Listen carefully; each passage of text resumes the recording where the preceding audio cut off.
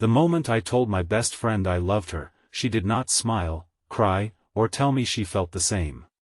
She stepped away from me as though my words had physically wounded her, pressed one trembling hand against her chest, and said something that shattered every memory I thought we shared. She told me she had loved me for years, but that I was too late because she had already agreed to marry someone else. The bright afternoon sunlight spilled through the glass walls of the riverside cafe, strangers continued laughing over their lunches, and somewhere outside, a cyclist rang a bell, but inside me, everything went completely silent. Before we continue, please like, comment, share, and subscribe to our channel if you believe in kindness, forgiveness, hope, and second chances, because sometimes the truth arrives late, yet still changes the course of an entire life. My name was Callum Mercer, and my best friend was Rosalie Bennett, though everyone called her Rosie. We had met when we were 17 after she found me sitting alone behind our school gym with a torn college application in my hands. My father had disappeared years earlier, my mother was working 2 jobs, and I had convinced myself that dreaming beyond our small coastal town was an act of selfishness. Rosie sat beside me without asking permission, smoothed the crumpled application across her knees, and told me that fear was not the same thing as failure. She helped me complete every form, proofread every essay, and even drove me to the post office in her unreliable blue hatchback before the deadline. From that day forward, we became inseparable. She was present when I received my architecture scholarship, and I was present when she decided to study physical therapy after helping her injured younger brother learn to walk again. We spent years celebrating promotions, surviving family losses, sharing cheap meals, and pretending the closeness between us was ordinary friendship. I convinced myself that keeping her near was safer than risking everything by admitting I wanted more. Rosie had always seen through me better than anyone. When my mother became ill, Rosie rearranged her work schedule to accompany her to appointments. When I lost my first major design contract, she arrived at my apartment during a sunny Saturday morning with coffee, sandwiches, and a notebook titled Reasons Callum is Not Allowed to Quit. Yet whenever anyone suggested we belong together, I laughed too quickly and changed the subject. I told myself Rosie deserved someone emotionally fearless, someone who would not hesitate to choose her. The truth was uglier. I had inherited my father's talent for leaving before I could be left. I kept my deepest feelings behind jokes and practical favors, believing love could remain safe if it was never given a name. Rosie eventually stopped teasing me about relationships. She began attending family gatherings with a man named Harrison Vale, a polished financial consultant with calm manners, expensive shoes, and a certainty I had never possessed. I disliked him immediately, not because he treated her badly, but because he treated her with the open devotion I had denied her. For almost a year, I watched Harrison become part of Rosie's life. He brought flowers to her clinic, remembered her mother's birthday, and spoke confidently about the house they would buy near the water. Rosie still called me when she had difficult days, still asked my opinion before major decisions, but something had changed. There was a careful distance in her voice, as though she had finally placed a fence around the part of herself I had wandered through without understanding its value. Then, on a clear Monday afternoon in early spring, she sent me a photograph of an engagement ring resting on her hand. My stomach tightened so violently that I had to sit down on the floor of my office. Beneath the photograph, she had written that Harrison had proposed during brunch and that she had said yes. I stared at those words until they blurred. For the first time, I understood that friendship had not protected me from loss. It had only allowed me to watch the woman I loved walk toward a future with someone else. That I asked Rosie to meet me at the Riverside Cafe 2 days later. I spent the morning rehearsing graceful congratulations, but when she arrived wearing a pale green dress and sunlight caught the ring on her finger, every careful sentence disappeared. I told her I loved her. I told her I had probably loved her since she repaired that college application, and that every good thing I had built carried some trace of her courage. Her face went pale. She asked why I had waited until she belonged to someone else, and I had no answer that did not make me sound cowardly. Then came the reply that changed everything. Rosie said she had loved me through college, through my mother's illness, through every failed relationship and every moment I treated her devotion like something permanent. She said she had once imagined an entire life with me, but eventually she understood that waiting for an unspoken promise was slowly breaking her. Harrison had offered her clarity, commitment, and peace. She had accepted because she was tired of living inside a question. Her eyes filled with tears, but she did not remove the ring. She wished I had spoken sooner, then walked out into the bright afternoon that I did not chase her. For once, I understood that love did not entitle me to interrupt a decision she had made after years of waiting. I returned to work, but the buildings on my screen looked meaningless. For several weeks, Rosie and I barely spoke.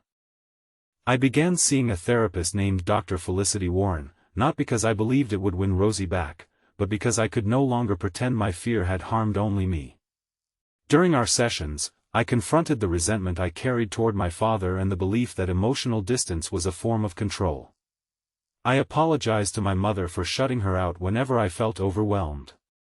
I called former friends whose loyalty I had taken for granted. Slowly, I learned that courage was not a dramatic confession made at the last possible moment. It was the daily act of being honest before certainty arrived. I also wrote Rosie a letter, but I did not ask her to choose me. I apologized for expecting her to remain available while I protected myself. I told her that her happiness mattered more than my regret, and that I would respect whatever distance she needed. Rosie replied 3 weeks later. Her message was brief, but kind. She said she forgave me, though forgiveness did not erase the years she had spent doubting her worth. She said she needed time to understand whether her engagement was based on love or exhaustion. I promised not to interfere. During those weeks, she and Harrison attended premarital counseling. What emerged surprised everyone, including Rosie. Harrison was not cruel, dishonest, or unfaithful. He was simply in love with a version of marriage that left little room for Rosie's real dreams. He expected her to reduce her clinic hours, move away from her recovering brother, and fit quietly into a future he had already designed. Rosie realized that she had mistaken certainty for compatibility. She had been so desperate to stop waiting for me that she had rushed towards someone who never truly asked what kind of life she wanted. Ending the engagement devastated her. Harrison was deeply hurt, but after several painful conversations, he admitted they had been planning a partnership without honestly examining whether their hopes matched. They separated with sadness rather than hatred. When Rosie finally called me, it was a bright June morning. She asked me to meet her at the public gardens where we had often studied as teenagers. I arrived early and found her standing beside a bed of white roses, no engagement ring on her hand. Hope rose inside me, but I refused to turn her heartbreak into my opportunity. I told her she did not owe me a relationship because she had ended another one. I said I would remain her friend while she healed, even if friendship was all we ever had. Rosie studied me quietly and said that was the first time she truly believed I loved her, because I was finally willing to let her choose freely. She explained that part of her still loved me, but another part was angry, frightened, and exhausted. She could not step directly from one promise into another. She needed to learn who she was without waiting for anyone's decision. I told her I understood. We sat beneath the afternoon sun for nearly 2 hours, speaking more honestly than we had in 15 years. The months that followed were not romantic in the way movies often portray love. There were no grand public declarations or sudden wedding plans. There was patience. Rosie expanded her rehabilitation clinic and started a community program for children recovering from serious injuries. I helped redesign the clinic's unused courtyard into an accessible therapy garden, but I refused payment and avoided using the project as an excuse to pressure her. We met occasionally for lunch, attended her brother's graduation, and helped my mother move into a smaller home near the coast. Some days Rosie was warm and familiar. Other days she became distant after remembering how long she had waited for me. Instead of becoming defensive, I listened. I apologized more than once, not because she demanded it, but because healing rarely happens through a single perfect conversation. She also admitted that she had hidden her feelings behind loyalty and resentment rather than confronting me earlier. We both began to understand that our silence had been shared, even if its consequences had not been equal. One afternoon in early autumn, Rosie invited me to the completed therapy garden. Children moved along the smooth pathways in wheelchairs and walkers while sunlight filtered through young maple trees. Near the center stood a small wooden bench engraved with the words "Courage begins with one honest step." Rosie told me the phrase reminded her of us. She said she no longer wanted a love built from waiting, guilt, or fear.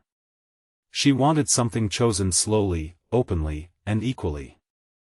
Then she reached for my hand and asked whether I was willing to begin again, not as two best friends pretending nothing had changed, but as two imperfect people willing to tell the truth before it became regret. I could barely breathe, but I did not make promises about forever. I told her I would choose honesty that day, then choose it again the next day, for as long as she wanted to walk beside me. Her smile was not dramatic. It was soft, relieved, and real, and it felt more powerful than any fantasy I had carried. Our relationship unfolded with the same careful honesty. We argued about work, family responsibilities, and the speed at which our lives were changing. Rosie feared I might retreat whenever vulnerability became uncomfortable. I feared she might compare every mistake I made with the years I had remained silent. Yet instead of hiding, we spoke. Instead of assuming, we asked. Instead of threatening to leave, we took time to understand. Harrison eventually sent Rosie a letter thanking her for ending the engagement before they built a life based on compromise. He later moved to another city and found happiness with someone whose ambitions aligned with his own. Rosie kept the letter because it reminded her that endings do not always require villains. Sometimes good people hurt one another simply because they are afraid to admit that love alone cannot make every future fit. 2 years after my confession, Rosie and I returned to the Riverside Cafe where everything had nearly fallen apart. It was a sunny afternoon, and the same glass walls reflected the moving water outside. I asked her to marry me, but before presenting the ring, I told her there was no debt between us, no lost time she had to repay, and no fear she had to silence for my sake. I wanted her answer only if it came from peace. Rosie cried, laughed, and reminded me that peace did not mean the absence of fear, it meant knowing we would face fear honestly together. Then she said yes. We were married the following spring in the therapy garden, surrounded by family, friends, former patients, and the people who had witnessed our growth. My mother carried the original college application Rosie had once rescued, now framed behind glass. It was proof that Rosie had been helping me choose courage long before either of us understood where it would lead. Before this story ends, leave a meaningful comment about the person you wish you had been honest with sooner, or share what forgiveness has taught you about love. Sometimes the words we fear most are the very words that could free both hearts from years of misunderstanding. If this story touched your heart, please like this video, leave a meaningful comment, share it with someone who needs hope today, and subscribe to our channel so you never miss another emotional journey. Rosie's reply changed everything forever, but not because it immediately gave me the love I wanted. It forced me to become someone capable of receiving that love without taking it for granted. I learned that timing matters, apologies require changed behavior, and real love is not proven by how desperately we hold someone after losing them.